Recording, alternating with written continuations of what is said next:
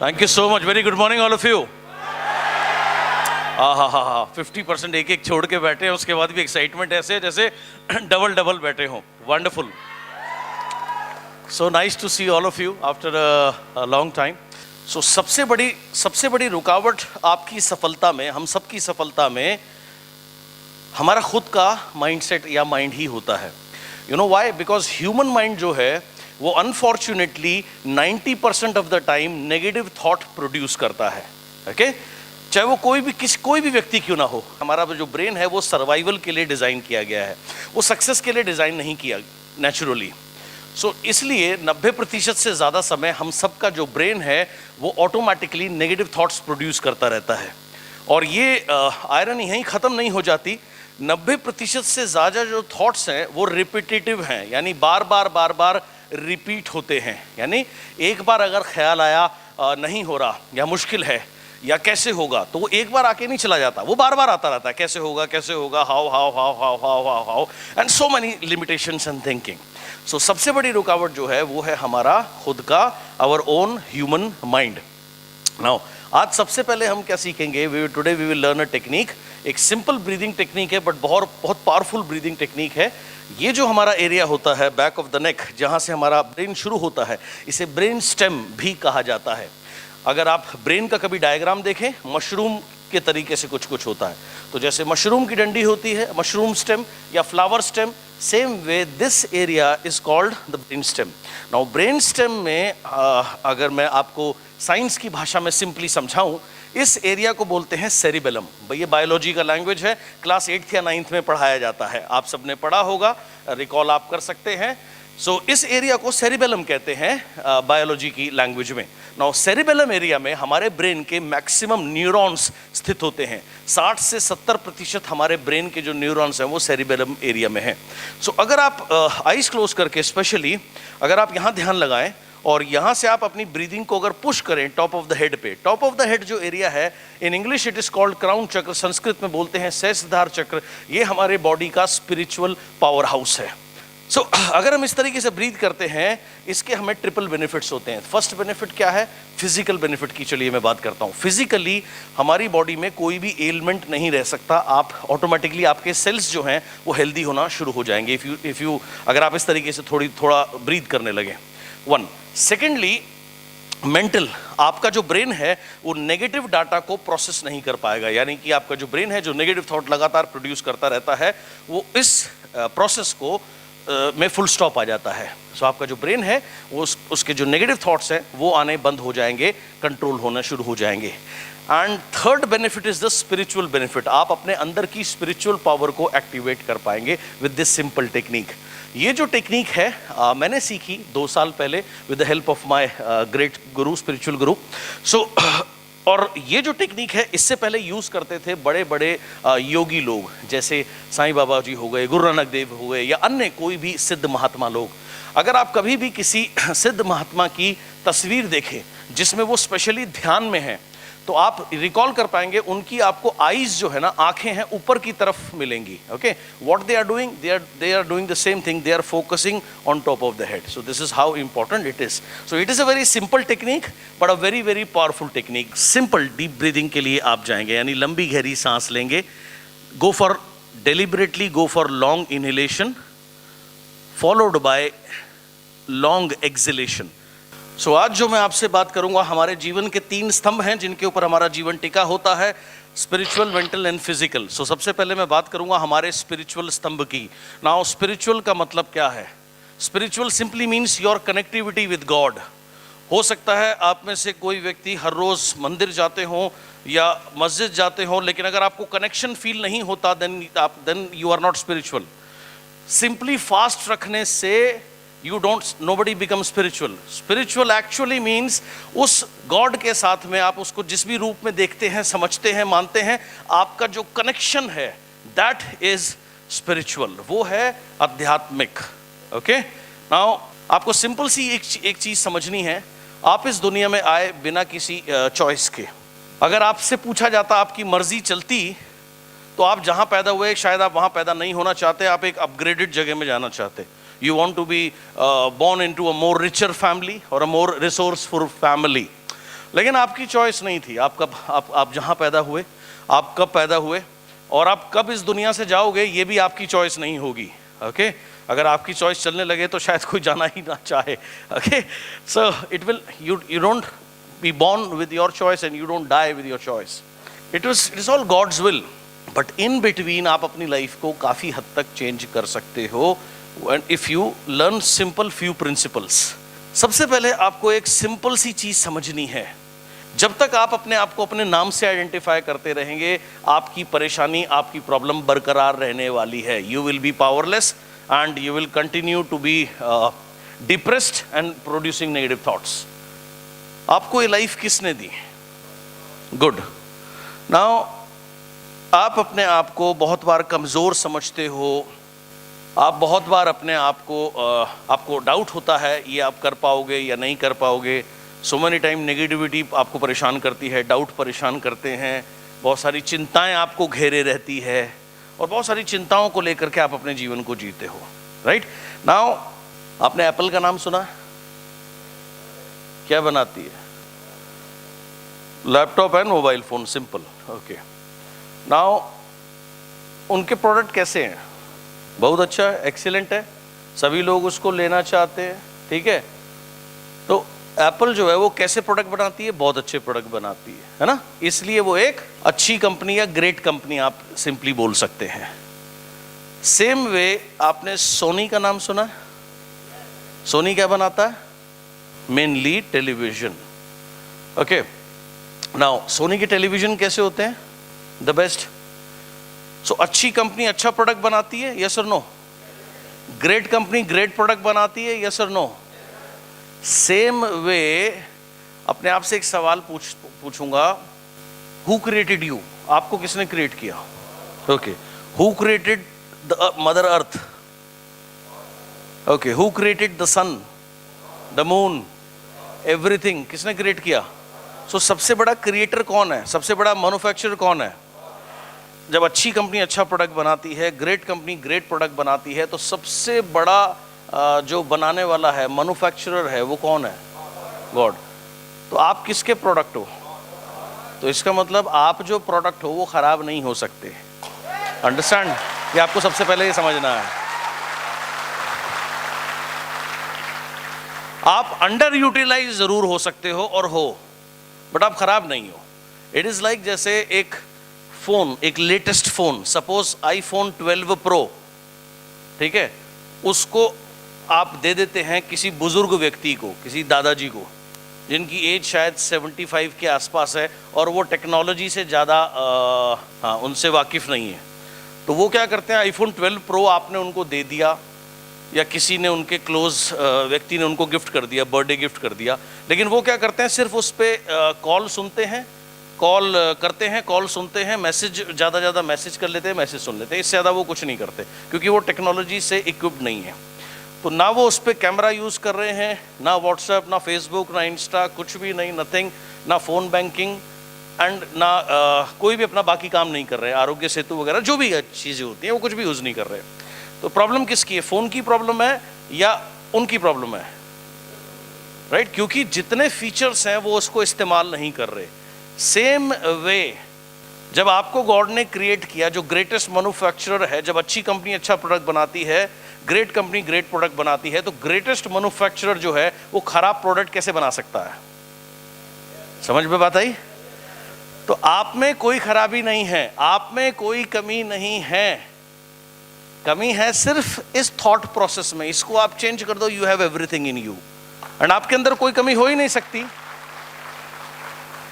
सो मेरा सिंपल मानना है, great manufacturer does not create ordinary product. जब ग्रेट मैन्युफैक्चरर जो है वो ऑर्डिनरी प्रोडक्ट नहीं बनाता, आपका जो मैन्युफैक्चरर है वो ग्रेटेस्ट मैन्युफैक्चरर है, तो वो कैसे ऑर्डिनरी प्रोडक्ट बना सकता है? जब अच्छी कंपनी ऑर्डिनरी प्रोडक्ट नहीं बनाती, ग्रेट कंपनी ऑर्डिनरी प्रोडक्ट नहीं बनाती, तो आपको जिसने बनाया है वो तो सर्वशक्तिमान ईश्वर है, वो खराब प्रोडक्ट कैसे बना सकता है? तो आप कहीं से भी खराब नहीं हो, कमज़ोर नहीं हो, कम नहीं हो, आप कभी भी लो मत फील करिए, कभी भी अगर आपको लो फील हो, सिंपल आपने क्या करना है, you just need to remember the lord which you believe in. आपने सिर्फ उसका नाम लेना शुरू करना है, and once you become one with the lord, आप समुद्र से निकलकर एक बूंद बन के जीवन जियोगे तो कमजोर रहोगे, वापस आप समुद्र में घुस जाओगे तो अगेन आप ओशन बन गए। So that is what it is. So this is what you need to realize. सबसे पहली चीज परमात्मा, परमात्मा means the ultimate lord, supreme lord, भगवान, खुदा।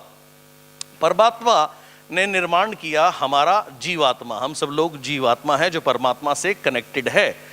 God created human being to its own image. यहाँ पर मैंने बाइबल का कोट का इस्तेमाल किया है क्योंकि मैं हर एक धर्म के ग्रंथ को पढ़ता हूँ, पढ़ने की कोशिश करता हूँ, समझने की कोशिश करता हूँ। और हर एक और सब में घूम फिर करके यही बातें लिखी होती हैं अलग अलग तरीके से। जैसे बाइबल का कोट यहाँ पर मैंने लिया है, बाइबल कहती है god created human being to its own image, यानी कि भगवान ने इंसान का निर्माण किया अपनी इमेज के सबसे ज़्यादा नज़दीक। आप देखिए there are 84 lakhs of forms of life, 84 lakh प्रकार के जीव जंतु होते हैं या योनियाँ होती हैं।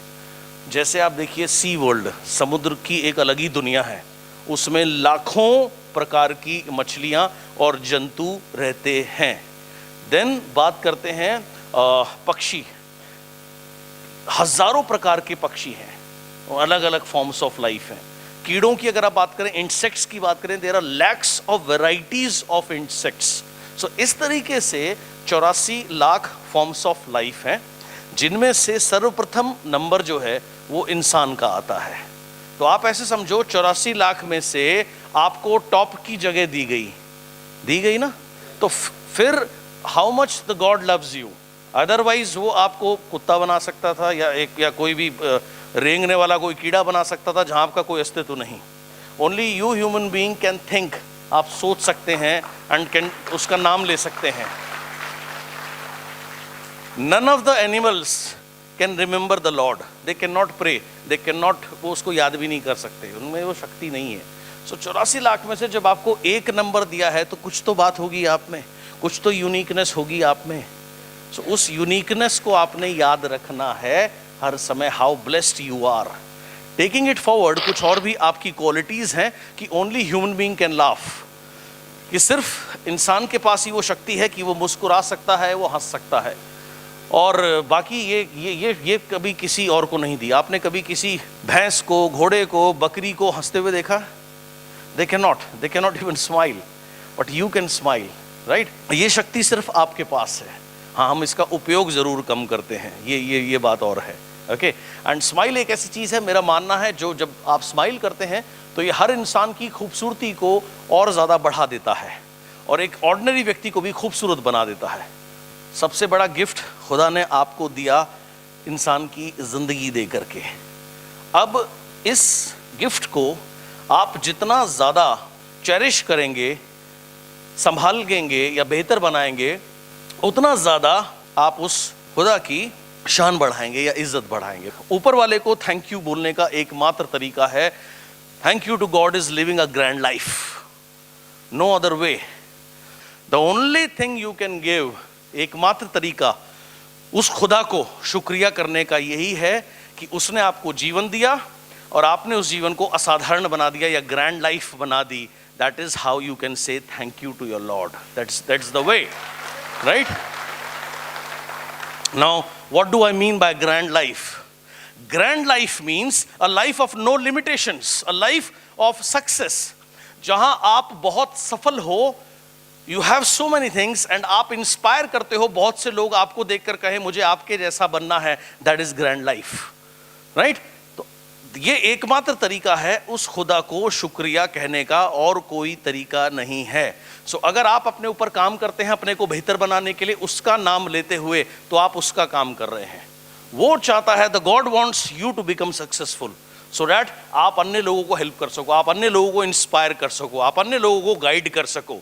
और सभी लोग अगर इस उसमें लग जाएं तो automatically earth will become a heaven. So आपकी ड्यूटी है सफल बनना, आपकी ड्यूटी है रिच बनना, और जब आप उसको सरेंडर करके, उसका नाम लेकर के अगर आप आगे बढ़ोगे, आगे बढ़ने के लिए जाओगे, the god lord will come himself, will come and help you.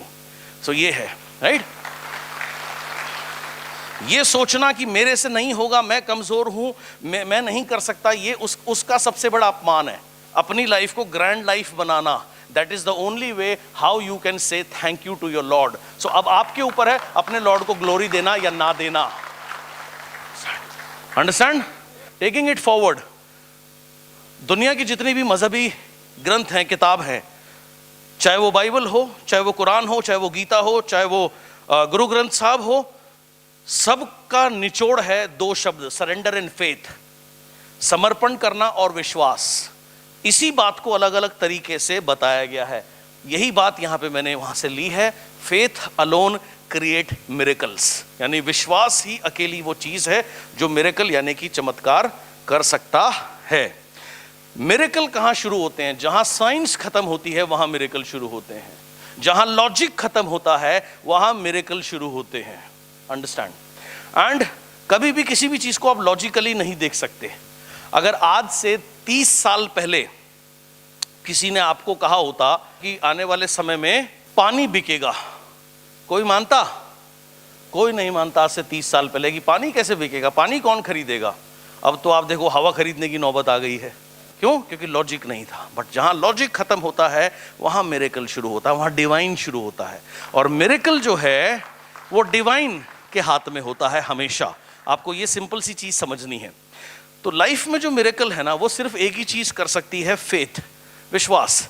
Everything works if you have faith and nothing works if you don't have faith. हर चीज कार्य करती है अगर आपको भरोसा है, और कोई चीज कार्य नहीं करती अगर आपको फेथ नहीं है।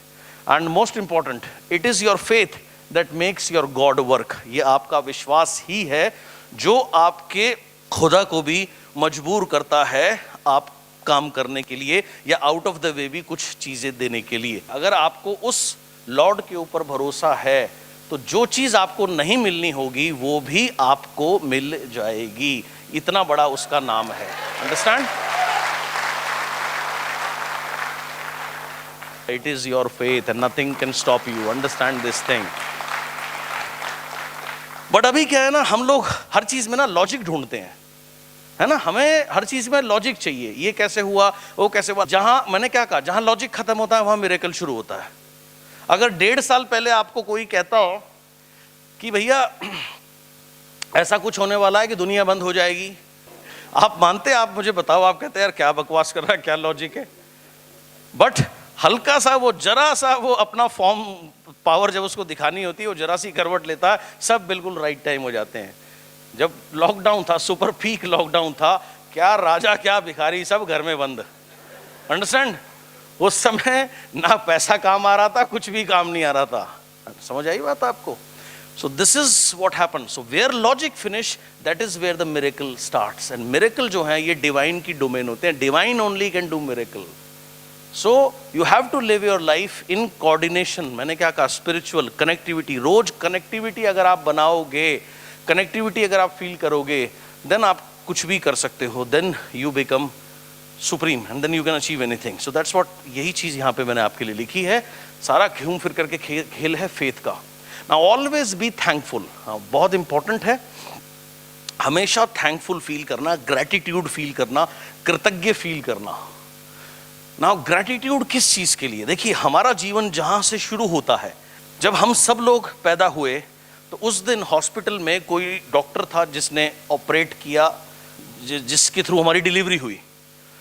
उस दिन कोई नर्स थी, कोई कंपाउंडर था। मुझे नहीं पता वो जब मैं पैदा हुआ कौन डॉक्टर थे, कौन नर्स थे, लेकिन मैं उनका बहुत शुक्रगुजार हूं और मुझे होना चाहिए और आप सबको होना चाहिए। अगर उस दिन वो अपनी ड्यूटी में कोई लापरवाही कर देते तो आपको पता है क्या हो सकता है? एक इतनी मिलियंस ऑफ चीजें हैं, अगर एक भी नस कट गई तो योर ब्रेन, आपका ब्रेन, आप ब्रेन डेड हो सकते हो, कुछ भी हो सकता है। उन्होंने अपना काम सुचारू रूप से किया। We should be thankful to them. वहां से हमारा थैंकफुलनेस शुरू होता है और इसकी कोई सीमा नहीं है। उसके बाद में जब हम छोटे होते हैं, न जाने कितने लोगों की गोदियों में हमारा जीवन बीतता है। My parents were working. मेरी ग्रैंड मदर ने मुझे पाला। कई बार बहुत सारी अलग अलग मेड्स ने मुझे रखा। मुझे नहीं पता वो मेड इस समय कौन थी, कहाँ है, लेकिन वो जहाँ भी हैं, भगवान मैं यही कहता हूँ उनको हिफाजत से रखे। उनका शुक्रिया, मैं उनका कभी शुक्रिया नहीं कर सकता। राइट? सो ऐसे हमारे जीवन में अनगिनत लोग होते हैं। देखिए, कोई ना कोई काम पर गया जिसकी वजह से आपके पेट में आपको भोजन मिला। जब आप छोटे थे आपको सर पे छत मिली, महल नहीं मिला होगा, झोपड़ी तो मिली कम से कम रहने के लिए। लेकिन हम कभी इन चीज़ों के प्रति शुक्रगुजार नहीं होते। हमेशा हमें क्या लगता है, हमारे लिए उतना नहीं किया गया जितना होना चाहिए था, या अगर कर भी दिया तो कौन सी बड़ी बात है, पैदा किया तो पालेंगे ना। सॉरी, बहुत से लोग हैं जो बेचारे अनाथ आश्रम में पलते हैं क्योंकि उनको पैदा करके कोई ना कोई व्यक्ति छोड़ देता है, अपनी ड्यूटी नहीं करता। तो अगर ड्यूटी भी आप मानते हो ना, तब भी हमें शुक्रगुजार होना चाहिए कि कम से कम हमारे पेरेंट्स ने अपनी वो ड्यूटी तो पूरी करी। अंडरस्टैंड? बट हम ऐसा नहीं सोचते। That is the way how we live our life. सबसे नाशुक्रा अगर कोई है तो वो इंसान है 84 लाख योनियों में से। ये हमारी सबसे बड़े, वी आर वेरी डिजास्टर का मुख्य कारण है, राइट? हम कभी थैंकफुल नहीं होते। उसके बाद जब हम पढ़ना शुरू करते हैं, उन कितने टीचर्स ने हमें सिखाया, उनसे हमने कितना कुछ सीखा, हम हार्डली कभी उनके जीवन में याद भी नहीं करते हैं। उनका अगर वो ना होते तो आज हम ना होते। हमारे जीवन में बहुत सारे लोग एंजल्स के रूप में रहे हैं और हमेशा रहेंगे, बट वी हार्डली, हम कुछ नहीं कर सकते यार, कम से कम थैंक्स तो बोल सकते हैं, but we don't thank them. कुछ हमारे बचपन के दोस्त होंगे जिनके साथ हमने अपना समय बिताया, अच्छा बुरा उनके साथ खेले, now today we hardly remember them, so we should be thankful to them. इतना ही नहीं, नॉन लिविंग थिंग्स का, नेचर का, इतने साल से इस पृथ्वी पर हम रह रहे हैं, इसकी पैदा हुई चीज़ें खा रहे हैं, बट हम कभी कुछ नहीं कर सकते। एक शुक्रिया तो फील कर सकते हैं, ग्रेटफुल तो फील कर सकते हैं, राइट? सो जिस घर में आप रह रहे हैं वो महल ना हो, लेकिन कम से कम आज वो आपको आश्रय देता है। आपको नॉन लिविंग थिंग है लेकिन उसका भी आप थैंक्स कर सकते हैं। There are millions of things and millions of people in your life जो अगर नहीं होते तो आप आज यहाँ नहीं होते। सपोज करिए आपको अर्जेंट बेसिस पे कहीं जाना पड़ता है और ट्रेन की टिकट नहीं है, आप देखते हैं वेटिंग पीरियड है 454। तभी आपका एक डाउनलाइन को आप ये बोलते हैं और वो बोलता है, सर चिंता मत करो, मैडम चिंता मत करो, मेरे फादर रेलवे में हैं एंड वो हाई पोस्ट पर हैं, जनरल मैनेजर हैं, तो आपका काम हो जाएगा। तो अब आपको चिंता होगी नहीं, क्यों? बिकॉज जो आपके डाउनलाइन हैं, उनके जो पिताजी हैं वो एक बहुत ऊंचे पद पर कार्यरत हैं, तो उनके लिए ये बड़ा नॉर्मल सा काम है, तो आपका काम हो जाएगा, अब आपको कोई चिंता नहीं होगी। ओके, नाउ सेम वे अगर आप अपनी लाइफ में चिंता करते हो, बार बार चिंता करते हो, ये काम होगा नहीं होगा, डरते हो and you doubt again and again again and again, इस चीज़ का एक ही मतलब है, there is no trust in the lord. फिर आपका मंदिर जाने का, मस्जिद जाने का कोई मतलब नहीं है, फिर आपकी प्रेयर का कोई मतलब नहीं है अगर ट्रस्ट नहीं है तो। एंड अगर आप थैंकफुल रहेंगे, काम रहेंगे, ये एक ही चीज़ दिखाती है, ट्रस्ट है, और ट्रस्ट है तो सब कुछ है। सारा का सारा जो गेम है वो ट्रस्ट का है, विश्वास का है, फेथ का है। इतनी सिंपल सी बात आपने समझनी है। सो अगर आप थैंकफुल होना शुरू कर दोगे, ऑटोमेटिकली ट्रस्ट भी डेवलप होना शुरू हो जाता है। एंग्जाइटी हम किसको कहते हैं? एंग्जाइटी का मतलब होता है बेचैनी, एंग्शियस थॉट्स, बेचैन करने वाले विचार। तो एंग्जाइटी बेचैनी लेकर के आती है, नेगेटिव थॉट्स को, नेगेटिव थॉट्स लेके आते हैं डाउट को, डाउट का एक ही मतलब होता है that there is no trust in god. और अगर ट्रस्ट नहीं है फिर कोई फायदा नहीं, बिना ट्रस्ट के वर्शिप कोई बेनिफिट नहीं देगी आपको। सारा घूम फिर करके खेल है अल्टीमेटली ट्रस्ट का। Without god you can not, बिना उस परमात्मा के, बिना उस खुदा के आप नहीं कर सकते, यू कैन नॉट। तो जो भी कुछ हुआ या जो भी कुछ आपने अचीव किया, it is all credit goes only to the lord almighty. So without god you can not do anything. और तो आप छोड़ो, करने की तो बात छोड़ दो, आप कभी आपको ये एक्सपीरियंस हुआ होगा, आप खाना खा रहे हैं और कई बार हम खाना खाते हुए बात करते हैं तो विंड पाइप में हमारा फूड चला जाता है, तो हमें बहुत तेज़ खांसी आती है। आपको ये एक्सपीरियंस हुआ होगा लाइफ में कभी ना कभी, मुझे बहुत बार हुआ है।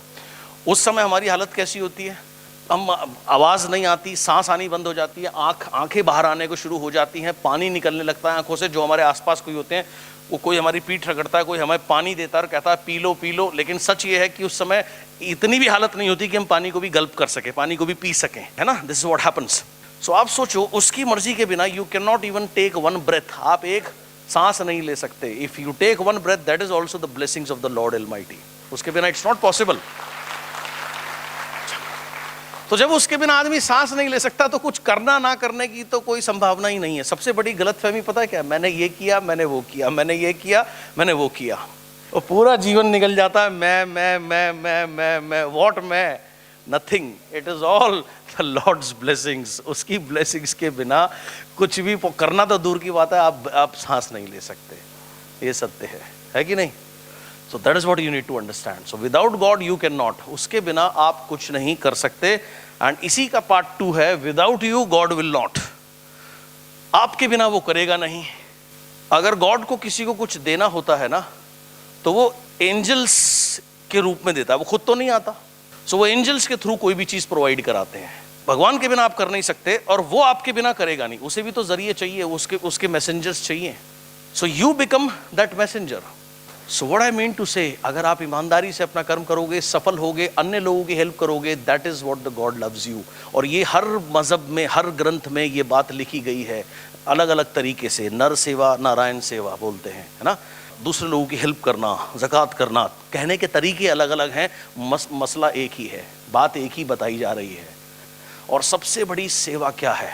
आप देखिए, थोड़े टाइम पहले, कोविड से पहले, मुझे अमृतसर जाने का मौका मिला, सेमिनार ही करने गया था। तो मैं गोल्डन टेम्पल गया। कोशिश करता हूँ जहाँ भी ऐसे शक्तिपीठ है वहाँ ज़रूर जाऊँ। अजमेर जाता हूँ तो दरगाह जाता हूँ, वहाँ अजीब एक अलग ही शक्ति होती है। सो वहाँ जब मैं गया तो मैंने देखा बहुत सारे लोग हैं जो सेवादार के रूप में काम करते हैं। यानी अगर आप जाते हैं, आपके जूते लेते हैं, अपने हाथ से उसको साफ करते हैं, अगर लेदर शूज़ हैं तो पॉलिश करके रखेंगे जब आप वापस आएंगे। और वो वॉलंटियर्स हैं, और उनमें से बहुत सारे लोग मल्टी मिलियनर्स भी हैं। लेकिन उनके अंदर क्या है कि जब वो सेवा कर रहे हैं उन लोगों की जो खुदा के घर में आए हैं, तो वो खुदा की सेवा कर रहे हैं। ठीक है? तो मेरा मानना यहाँ पर ये है कि एक कहावत से समझाऊंगा, give a man a fish, feed him for a day, teach him how to fish, feed him for life. अगर आप किसी को मछली देते हैं एक बार, तो आप एक दिन के भोजन का उसका प्रबंध करते हैं। लेकिन यदि आप उसे मछली पकड़ना सिखा देते हैं तो आप आजीवन आपने उसको भोजन का प्रबंध कर दिया। मैं बहुत ग्रेटफुल हूँ कि ना सिर्फ मुझे बल्कि हम सभी लोगों को ये प्लेटफॉर्म मिला। अब देखिए, 2008 में जब मैंने वेस्टीज बिल्ड करना शुरू किया तो मैंने सुदर्शन मोहंती जी के साथ में उड़ीसा बिल्ड करना शुरू किया, उनके साथ में काम करना शुरू किया। और इतना टफ मैं उनके साथ काम करता था, बिकॉज मेरे काम करने का तरीका बड़ा अलग है। मैं जब कोई भी काम अगर मैं काम करता हूँ तो मैं 100% उसमें डूब कर काम करता हूँ। तो मैं सुबह 5:30-6 बजे उनको होटल से उठाता था, रात 9-9, 10-10 बजे तक छोड़ता नहीं था। और 12-12 दिन, 15-15 दिन मैं उनके साथ मैंने ट्रैवल किया है। तो वो कभी उन्होंने इस तरीके से लाइफ में काम नहीं किया, कई बार बहुत फेडअप हो जाते थे। लेकिन इस तरीके से काम करने का परिणाम क्या हुआ, कहाँ वो 50,000 रुपये महीने की आमदनी सोच करके आए थे साल भर में हो जाए। 8वें महीने उनका पे चेक था 2,74,000 रुपये, 2,74,000 रुपीज़। उसके बाद मैंने उनके साथ काम किया, उनको सिखाया, उनको इंडिपेंडेंट किया, उनके नीचे बहुत से लोगों को ट्रेन किया CNT करने के लिए, हर कार्य करने के लिए। एंड धीरे धीरे उनका बिजनेस बहुत फ्लरिश हुआ। अनफॉर्चुनेटली कुछ साल पहले उनको एक रेयर न्यूरॉन डिजीज़ हुआ, ब्रेन डिजीज़ हुआ। 2-3 साल इलाज कराते रहे, काम नहीं कर पाए, एंड अनफॉर्चुनेटली ही एक्सपायर्ड, उनकी डेथ हो गई 3-4 साल पहले। जब उनकी डेथ हुई थी तो उनका जो पेचेक था ID का, वो लगभग 8-9 लाख रुपए था। आज वो 1.5 गुना 2 गुना हो गया ना। उनके जाने के बाद भी द फैमिली ना सिर्फ सेम उसमें है, बल्कि और ज़्यादा तरक्की कर रही है, बिजनेस और ज़्यादा फ्लरिश कर रहा है। सो इससे अच्छा प्लेटफॉर्म क्या हो सकता है? सो अगर आप काम करोगे इस बिजनेस में, आपकी ड्यूटी है सफल बनना। एंड आप जब सफल बनोगे, आप डायरेक्टली इनडायरेक्टली बहुत लोगों का हेल्प करोगे, and automatically the god will love you, because आप इतने लोगों की परमानेंट सेवा कर रहे हो, इतने लोगों को आप आगे बढ़ाने में महत्वपूर्ण योगदान दे रहे हो। Understand, right? तो कई बार मुझसे कोई लोग सवाल पूछते हैं कि why you work so hard. The reason is very simple, because आज मैं किस लिए मेहनत करता हूँ। मैं आप लोगों से इंटरेक्ट करने गया, मुझे पता है आप में से बहुत सारे लोग बहुत दूर से आए हैं, बहुत तकलीफ़ में आज अपने जीवन में हैं, कैसे कैसे आपके चैलेंजेस हैं आपकी लाइफ में। So why I work so hard is because I want to absorb your challenges. मैं आपको कुछ ऐसा सिखा पाऊँ, कुछ आप ऐसा करें जिससे आपके लाइफ में चैलेंज खत्म हो जाए, आपके चेहरे पे स्माइल आ जाए। So that is the reason what gives me the greatest strength to work.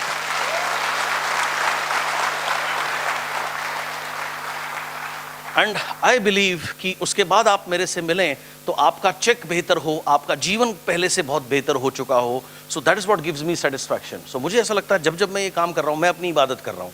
So this is the reason why I work, and it gives me, मुझे बहुत आनंद आता है काम करने में, मज़ा आता है काम करने में, and I really enjoy my work. So उसका कारण सिंपल ये है। सो सेम चीज अब अगर मैं यहां से आप लिंक करो, उसके बिना आप कर नहीं सकते और वो आपके बिना करेगा नहीं। उसे भी तो अपने एंजल्स चाहिए, उसे भी तो वो एंजल्स आपने बनना है। And then the god will love you and you will have an amazing life and you will be totally transformed and you will have everything. ये तो बहुत छोटी चीज है, 1 लाख 2 लाख 3 लाख रुपए, you can have everything in your life. That is what it should be. इसका theme क्या है? Surrender yourself. अपने को संपूर्ण सरेंडर करना उस लॉर्ड के नाम पे। तो एक ऐसा जानवर है, कमाल का जानवर है, जिससे हमें सरेंडर सीख सकते हैं। कोई बताएगा कौन? Yes, absolutely right, the dog. मेरे घर में मेरे पास 2 डॉग हैं, एक हस्की है एंड दूसरा गोल्डन रिट्रीवर है। जैसे ही मैं घर में घुसता हूँ, सबसे पहले तो जैसी आहट होती है, उन्हें पहले ही पता लग जाता है, तो वो अंदर से ही भौंकना शुरू कर देते हैं। सबसे पहले उन्हें 5 मिनट देने पड़ते हैं, अदरवाइज वो अलाउ नहीं करते किसी और से बात करना। तो जब तक उनके सर पे हाथ ना करो, उन्हें प्यार ना करो, उनको अटेंशन ना दो, आप किसी से और बात ही नहीं कर सकते। एंड वो कभी नहीं सोचते सुबह उठ के आज खाना मिलेगा या नहीं मिलेगा। वो कभी डाउट नहीं करते, क्योंकि उन्हें पता है, उन्हें पता है आप तो खाना दोगे। बल्कि जितने भी लोग पेट रखते हैं, आप सबको पता होगा, अगर कभी वो खाना नहीं खाते, टेंशन उनकी नहीं होती, टेंशन आपकी हो जाती है। सो दिस इज इट, राइट। उन्हें और उनको आप कभी सोते हुए देखना, वो ऐसे करके ऐसे मस्त, कोई चिंता नहीं। क्यों? क्योंकि उसे आपके ऊपर संपूर्ण भरोसा है। उसने अपना सारा भागदौड़ सरेंडर आपको दे रखी है। वो चिंता लेता नहीं, चिंता आप करते हो। वो बेचारा पढ़ नहीं सकता, स्कूल नहीं जा सकता, उसका कोई मेंटर नहीं हो सकता, कोई वर्कशॉप कोई भी अटेंड नहीं कर सकता। और हम इतना पढ़ लिख करके सब कुछ लेकर के हम क्या करते हैं? हम खुद चिंता लिए घूमते रहते हैं, हम खुद चिंता लिए घूमते रहते हैं। तो कौन समझदार है, आप इमेजिन कर सकते हैं। देखिए लॉजिक की, चलिए लॉजिक की बात करते हैं। चलिए एप्पल की बात करी थी। एप्पल के जो मालिक थे, अगर आप देखें, लॉजिक देखें, वो तो कॉलेज ड्रॉप आउट थे, है ना। उनको तो साधारण नौकरी करनी चाहिए थी, उनके नीचे इतने बड़े बड़े लोग, इतने पढ़ लिख के लोग नौकरी करते हैं। Same about Bill Gates, same about Jeff Bezos, आप किसी को भी आप ले लो। तो लॉजिक इसके पीछे क्या है? लॉजिक नहीं है। तो जहां लॉजिक खत्म होता है, वहां डिवाइन काम करता है। डिवाइन वहीं काम करता है जहां फेथ होता है। जहां फेथ नहीं है, सरेंडर नहीं है, वह डिवाइन काम नहीं कर सकता। अगर आपको चिंता है, तो इसका मतलब आपको साईं के ऊपर भरोसा नहीं है। आप सब कुछ उनके ऊपर छोड़ दो ना, आप क्यों चिंता करते हो? आप ये बागडोर साईं के हाथ में दे दो, जिंदगी में मजे ही मजे हैं। देने का काम दाता का है, तो दाता को दाता का काम करने दीजिए। आप विचलित मत होइए। विचलित होने का मतलब यही है, आपने सरेंडर नहीं किया। और जब तक सरेंडर नहीं करोगे, दुखी रहोगे, परेशान रहोगे, पीस नहीं मिलेगा। सक्सेस भी आ जाएगी, तब भी पीस नहीं आएगा। बी रिलैक्स टोटली, एंड वो तभी संभव है जब आप संपूर्ण सरेंडर करेंगे अपने आप को। बिलीव इन हिमसेल्फ, यानी उसके ऊपर विश्वास। और जब आप उसके ऊपर विश्वास करेंगे, तभी अपने ऊपर विश्वास कर सकते हैं। Look and focus on what you have and be thankful. हमेशा देखिए आपके पास क्या है और हमेशा उसका शुक्रिया अदा करना। अक्सर क्या होता है, हम हमारी कमियों पे बहुत ज़्यादा ध्यान देते हैं। मेरे पास ये नहीं है, मेरे पास वो नहीं है, ये ऐसा नहीं है, वो वैसा नहीं है। इस प्रोसेस में हम ये भूल जाते हैं कि मेरे जीवन में क्या क्या सही है। सिंपल सी एक बात है, अभी आपको रियलाइज़ नहीं है, अगर अभी आपके दांत में ज़बरदस्त दर्द हो जाए तो यहाँ बैठना मुश्किल हो जाएगा। लेकिन जब दांत में दर्द नहीं होता, सर में दर्द नहीं होता, हम कभी नहीं कहते शुक्रिया भाई, मैं सोचता हूँ मुझे कोई दिक्कत नहीं है। जरा सी कोई दिक्कत हो जाए तो हम रोना शुरू कर देते हैं। So we should always look and focus on what you have and be thankful. और हमेशा अगर आप thankful रहोगे तो आप amazing state of mind में रहोगे। Don't be underutilized product. Do justice to your potential. ये कुछ जानवर के मैंने यहाँ पे नाम लिखे हैं: घोड़े, बकरी, गायें, भैंस। ये वो जानवर है जो 3 से 4 इंसान का पेट पालने में सक्षम है। एक व्यक्ति है, भैंस को पालता है। वो भैंस क्या करती है? दूध देती है। वो व्यक्ति क्या करता है? दूध को जाकर बाजार में बेचता है, जिससे उसका परिवार चलता है। ये सर नो। आप हिल स्टेशन में कहीं पे जाते हैं, वहाँ पे हॉर्स राइडिंग होती है, तो जो घोड़े वाला होता है, अगर वो थोड़ी भी ईमानदारी से काम करे तो दिन के 1,500-2 हज़ार रुपये कमा लेता है। यानी महीने के वो 50-60 हज़ार रुपये कमाता है, जिससे उसका परिवार चलता है। तो वो जो घोड़ा है, वो 3 से 4 इंसान का पेट पालने में सक्षम है। ये सर नो। तो आप देखो, ये बेचारे अनपढ़ जानवर जो कभी स्कूल नहीं जा सकते, मेंटर नहीं हो सकते, कभी ऐसी वर्कशॉप में नहीं बैठ सकते, खुदा को याद नहीं कर सकते, ये 4 इंसान का पेट पालने में सक्षम है। इनकी ये कैपेसिटी है। आप अपनी कैपेसिटी देखो, आपकी कितनी कैपेसिटी होगी। अंडरस्टैंड? आपको नंबर 1 फॉर्म ऑफ लाइफ मिली, आपके मेंटर मिले, वर्कशॉप मिली, आज यहाँ बैठे हो, सीख रहे हो। आप कितना कुछ कर सकते हो, आपके अंदर कैपेसिटी है। आपको सोचना चाहिए कि मैं इतना कामयाब बनूं, मैं इतना कामयाब बनूं कि मैं अपनी इमीडिएट फैमिली को तो टेक केयर करूं ही करूं, साथ साथ बहुत सारे लोगों का ऑटोमेटिकली डायरेक्टली इनडायरेक्टली मैं उठाऊं। This is what you should think as a human being minimum. Don't settle for ordinary life. Ordinary life के लिए सेटल मत होइए। आपको ये चीज समझनी है, it is my moral responsibility to be rich. क्यों? ऑल गुड पीपल, अगर सभी लोग अच्छे लोग अगर रिच हो जाएं तो automatically earth will be heaven. क्यों? क्योंकि कोई भी अच्छा काम करने के लिए पैसे लगते हैं। अभी आप देखो, जब लास्ट टाइम लॉकडाउन हुआ था तो लॉकडाउन में तीन कैटेगरी के लोग थे। कैटेगरी 1 जो असक्षम थे अपने जीवन को चलाने के लिए, अपना गुजारा नहीं कर सकते थे, उनको और लोगों ने खाना दाना दिया तो उनका जीवन चला। कैटेगरी 2 में वो लोग थे जो जिनको मांगने की जरूरत नहीं थी, किसी हेल्प की जरूरत नहीं थी, लेकिन वो हेल्प की भी किसी की नहीं कर सकते, अपने लिए सक्षम थे। They can not help anybody but they are independent. Category 3 में वो लोग थे जो खुद भी कैपेबल थे और उनके पास सरप्लस था और उन्होंने जाकर सेवा करी, लोगों की हेल्प करी, पैसे के रूप में, राशन के रूप में, घर से खाना बना के भेजा, बहुत लोगों ने किया। अब कौन सी कैटेगरी में जीवन जीना चाहोगे? Category 3? Category 3, this is what you should be. वो सक्षम है तभी तो ये काम कर रहे हैं, सक्षम भी हैं, अच्छी नीयत भी है। अच्छे लोगों के पास जब पैसे आते हैं, वो अच्छा काम करेंगे तो ऑटोमेटिकली जन्नत पृथ्वी पे ही है। And that is what it is. But it needs money. Money can do little things for me. Money मेरे लिए छोटी चीजें कर सकता है। छोटी चीजें क्या होती हैं? जैसे जब किसी के पास पैसा आता है ना, तो वो क्या करता है, एक गाड़ी लेगा तो बड़ा एक्साइट होगा, गुड, एक गाड़ी ले लेगा, फिर क्या होगा, और पैसा कमाएगा, फिर दूसरी कार ले लेगा, फिर लग्जरी कार ले लेगा। जब आप 4-5 कार ले लोगे ना, उसके बाद आपके लिए कार बड़ी नॉर्मल चीज हो जाएगी। भोग करने के बाद ही आप उससे मन भर सकता है। अंडरस्टैंड? बिना भोग करे मन भरेगा ही नहीं। But money is doing great things through me. How? Great things क्या है वो बताता हूं। आज आप में से किसी व्यक्ति को अगर मैं इंस्पायर कर पाता हूं कि आप भी सोचे 10 लाख रुपए के लिए, 20 लाख रुपए के लिए या 1 करोड़ रुपए के लिए, that is what the great things is happening. हमारे यहाँ क्या सिखाया गया? पुरातन काल में सिखाया गया, या तो आप पैसे कमा सकते हो या स्पिरिचुअल हो सकते हो। ये बकवास है, ये सत्य नहीं है। You can have both, rather you should have both. आपकी 2 आंखें हैं, कौन सी चाहिए? क्यों एक नहीं चलेगी? 2 नोस्ट्रिल हैं, कौन सी इंपॉर्टेंट है? 2 हाथ हैं, कौन सा इंपॉर्टेंट है? 2 पैर है, कौन से इंपॉर्टेंट है? 2 लंग्स हैं, कौन से इंपॉर्टेंट है? या 2 किडनी है, कौन सी इंपॉर्टेंट है? Good. Same way spiritual life and materialistic life, दोनों चाहिए, दोनों इंपॉर्टेंट है।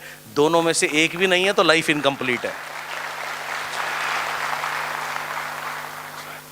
अंडरस्टैंड? वो भूखे नंगे होने से भगवान की प्राप्ति नहीं होती। ये पुराने आउटडेटेड रॉन्ग कॉन्सेप्ट हैं जो सिखाए गए हैं आपको। ये बकवास है, ऐसा कुछ नहीं है। You can be rich as well as you can be spiritual, and you should have both. So that's what I teach you. No spiritually aligned place is poor, they are super rich. कोई भी spiritually aligned जगह जो है इस दुनिया में, वहाँ दरिद्रता नहीं है। जहाँ नारायण है, जहाँ भगवान है, वहाँ दरिद्रता कैसे हो सकती है? वहाँ किसी भी चीज़ की कमी कैसे हो सकती है? स्वयं से पूछ लो, हो ही नहीं सकता, संभव ही नहीं है। Now, अब आपको यहाँ पर ये चीज़ समझनी है, never have anti-rich people feeling. ये सोच सबसे बड़ी प्रॉब्लम क्रिएट करती है। बिकॉज आपके अनुसार जितने भी लोग सुपर रिच हैं, उन्होंने क्या किया है? उन्होंने कोई चोरी करी है, 2 नंबर का काम किया है, उल्टा काम किया है, इसलिए वो अमीर बने या इसलिए उनके पास इतना पैसा है। जब तक आपकी ये सोच नहीं जाएगी, आप कभी भी रिच नहीं बनेंगे, चाहे आप कितनी भी मेहनत कर लो, कितनी भी मीटिंग कर लो, कितना भी कुछ कर लो। क्यों? क्योंकि आपके सबकॉन्शियस माइंड के अनुसार सुपर रिच कौन होते हैं? जिन्होंने गलत काम किए हैं। आप कौन हो? अच्छे आदमी हो। ये अगर विचार आपके सबकॉन्शियस माइंड के हैं, you will never become rich. आज के बाद जिस भी किसी ऐसे व्यक्ति को देखो, उसको ब्लेस करो, उसको बोलो बहुत बढ़िया भाई, और तरक्की करो, और आगे जाओ, और मैं भी जल्दी आपकी श्रेणी में आऊँ। राइट? ओके। सो उनके पास वो चीज़ है, उसके पास है, इसका मतलब कल को आपके पास भी हो सकती है। तो उससे आपने प्रेरणा लेनी है, उन्हें कोसना नहीं है, उन्हें कर्स नहीं करना। उन्हें कोसोगे तो उस कैटेगरी में कभी नहीं जाओगे। इतनी सिंपल छोटी सी बात आपने समझनी है। एंड आप एक सिंपल सी चीज समझो, पैसा कभी अच्छा बुरा नहीं होता, पैसा एक पावर होती है। पावर अपने आप में कभी अच्छी और बुरी नहीं होती। कोई भी पावर यूज करने से अच्छी होती है, मिसयूज करने से खराब होती है। As simple as that. Same way money is power. अगर आप उसका सदुपयोग करोगे तो कितने अच्छे अच्छे काम करे जा सकते हैं, और दुरुपयोग करोगे तो बुरे काम भी करे जा सकते हैं। ये तो आपके ऊपर है। तो money doesn't make you good और बैड, व्यक्ति के ऊपर डिपेंड करता है। आपकी ड्यूटी है रिच बनना। किसके प्रति? सबसे पहले तो अपने इमीडिएट परिवार के प्रति, then towards the society, state, country, everybody. So that is what it is. एक जो फौजी वहाँ बॉर्डर पे लड़ रहा होता है या वहाँ ड्यूटी दे रहा होता है, जिसकी वजह से हम चैन से सो सकते हैं, उनको सैलरी जाती नहीं जाती है? वो कहाँ से जाती है? 100% वो टैक्स से जाती है। सो आपको, आप इतने पैसे कमाओ कि आप साल के करोड़ों रुपए टैक्स में दो। आपको ये उम्मीद, आपको ये सोच रखनी चाहिए। Son of a king cannot be a beggar. I mean, you should have understand this. You are ultimately the child of God. How can you be a beggar? आप beggar कैसे हो सकते हो? हाँ, हमारे पीरियड में टफ टाइम होता है, बट अब वो बीत चुका है, तभी आप इस प्लेटफॉर्म पे बैठे हो। अब तो समय आया है सक्सेसफुल होने का, सब कुछ अचीव करने का। So always remember this, have this feeling, I am the best among the best. If God is with me, who can be against me? अगर खुदा मेरे साथ है तो मेरे खिलाफ कौन हो सकता है? और अगर है तो हो जाए, doesn't matter. This is what the spiritual side is. So your connectivity with Lord, एक समय पर एक ही चीज हो सकती है। ये सुनो, हमारे माइंड में भी एक समय पर एक ही चीज राज कर सकती है या वास कर सकती है। लोगों की आज प्रॉब्लम क्या है? उनके दिमाग में क्या चीज हावी रहती है, उनकी प्रॉब्लम। एग्जाम्पल, मेरे पास पैसे नहीं है, मेरे पास, वो ये रिकॉर्ड चलता रहेगा, मेरे पास पैसे नहीं है, मेरे पास पैसे नहीं है, मेरे पास पैसे नहीं है, कैसे होगा कैसे होगा, मेरे को हेल्प नहीं करता, मुझे कोई सपोर्ट नहीं करता, इनसिक्योरिटी फ्यूचर की, राइट? ये सारे टेप चलते रहते हैं। अब आपने इस टेप को हटाना है और आपने एक नया टेप लेके आना है। इस टेप का नाम है द गॉड। आप जिस भी रूप में गॉड को मानते हो, यू अंडरस्टैंड दिस? सो यही काम करना है। लेकिन प्रॉब्लम क्या है? जब आपको परेशानी आती है तब आप उसको छोड़ के सबको याद करते हो, आप उसको याद नहीं करते। एंड ये सबसे बड़ी तकलीफ है आपकी। अगर आपको चिंता है, मतलब एक ही है, आपको भरोसा नहीं है साईं पे। और अगर साईं पर भरोसा है तो फिर किस चीज की चिंता है? उनके ऊपर छोड़ दो, उनका सिर्फ नाम लो, अपना काम करो। सो ये था स्पिरिचुअल साइड जो मैंने आपके साथ में शेयर किया। सो आप इमेजिन करो, अगर हर समय जैसे आप ब्रीदिंग करते हो, अगर उस समय every time you are in, अगर आप उस लॉर्ड के साथ कनेक्टेड रहो, तो आप कभी भी परेशान नहीं होगे, आप कभी भी विचलित नहीं होगे, कभी भी अपने को कमजोर नहीं समझोगे, कभी डर नहीं लगेगा, and you can handle everything. हम उस कनेक्शन को भूल जाते हैं एक्चुअली, और यहाँ हमारी प्रॉब्लम शुरू हो जाती है। सो आज के बाद मैं एक ही चीज चाहता हूँ, आप जिस भी रूप में उस भगवान खुदा गॉड को मानते हैं, एवरी डे जब आप दिन शुरू करें उसके नाम के साथ में शुरू करें, और कंटिन्यूसली उसके नाम को ध्यान में रखें, स्मरण में रखें, then you will be limitless and you can do anything and you can be anything. इसके साथ आप अपना जीवन जिए।